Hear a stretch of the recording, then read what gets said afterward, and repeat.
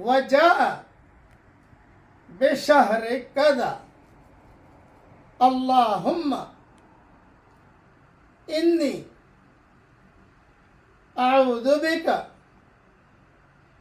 من شر هذا الشہر وشر القدر۔ رسول اللہ صلی اللہ علیہ وسلم یہ دعائیں پڑھنے کا اہتمام کرتے تھے۔ یہ سارے مضمون سنن ترمذی، مسند احمد، ابو داؤد، مشکات المصابیح، طبرانی اور حیات الصحابہ میں موجود ہے۔ جب بھی نیا چاند ہو یہ دعا پڑھ لیا کیجئے۔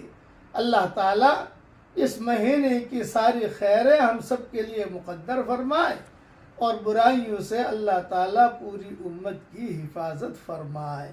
آمین۔ وآخر دعوانا ان الحمد للہ رب العالمین۔